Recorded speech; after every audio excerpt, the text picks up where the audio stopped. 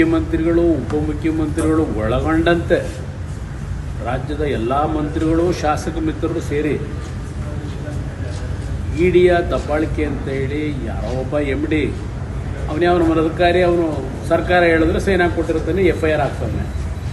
ಇದು ಸರ್ಕಾರದಿಂದ ದುರುದ್ದೇಶದಿಂದ ಹಾಕಿರ್ತಕ್ಕಂಥ FIR ಅನ್ನೋದಕ್ಕೆ ಈ ಸರ್ಕಾರ ಎಷ್ಟು ಕ್ರಿಮಿನಲ್ ಆ್ಯಕ್ಟಿವಿಟೀಸಲ್ಲಿ ಇರ್ತಕ್ಕಂಥ ಸರ್ಕಾರ ಇದು ಅನ್ನೋದಕ್ಕೆ ನನ್ನದೇ ಒಂದು ಎಕ್ಸಾಂಪಲ್ ಇದೆ.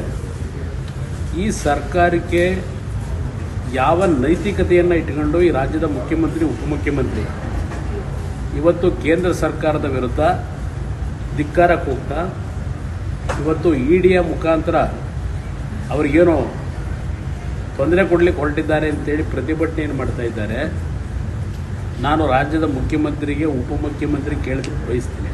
ಪಾಪ ಮಂತ್ರಿಗಳು ಭಾಳ ಜನ ಹೇಳಿಕೆ ಕೊಡ್ತಿದ್ದು ಗಮನಿಸಿದ್ದೇನೆ.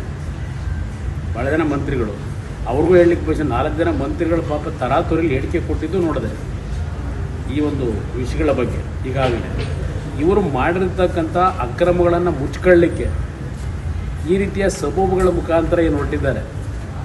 ಹೆದರಿಸಿ ನಾವೇನೋ ನಿಲ್ಲಿಸ್ಬಿಡ್ತೀವಿ ಇಡಿ ತನಿಖೆ ಅಂತೇಳಿ. ಇಡಿ ತನಿಖೆ ಯಾವಾಗ ಪ್ರಾರಂಭ ಮಾಡ್ತಾರೆ?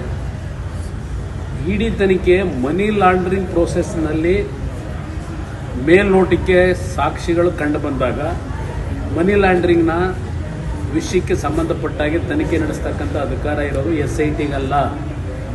ಮನಿ ಲಾಂಡ್ರಿಂಗ್ ವಿಷಯದಲ್ಲಿ ತನಿಖೆ ನಡೆಸಲಿಕ್ಕೆ ಅವಕಾಶ ಇರೋದು ಒಂದೇ ಒಂದು ಸಂಸ್ಥೆ ಇಡಿ. ಇಡಿಯಿಂದ ಇವತ್ತು ತನಿಖೆ ಆಗಬೇಕು ಮನಿ ಲಾಂಡ್ರಿಂಗ್ ಆಗಿರ್ತಕ್ಕಂಥ ವಿಷಯದಲ್ಲಿ. ಅದಕ್ಕೆ ಇವ್ರಿಗೆ ಯಾಕೆ ಗಾಬರಿ? ಮನಿ ಲ್ಯಾಂಡ್ರಿಂಗ್ನ ವಿಷಯದಲ್ಲಿ ಏನು ನಡೆದಿರ್ತಕ್ಕಂಥದ್ದು ಜಗಜ್ಜಾಹಿರ. ಇಲ್ಲಿ ಬ್ಯಾಂಕ್ಗಳಿಂದ ಸುಳ್ಳು ನಕಲಿ ಖಾತೆಗಳನ್ನು ಸೃಷ್ಟಿ ಮಾಡ್ಕೊಂಡು 94 ಕೋಟಿ ಮುಖ್ಯಮಂತ್ರಿಗಳೇ ಹೇಳ್ತಾರೆ. ಇಲ್ಲ ಅಕ್ರಮ ಆಗಿರೋದು ನಿಜ ಅಂತ ಅವರೇ ಒಪ್ಕೋತಾ ಇದ್ದಾರೆ. ಈ ದುಡ್ಡು ಅಲ್ಲಲ್ಲಿ ಎಲ್ಲೆಲ್ಲಿ ಹೋಗಿದೆ.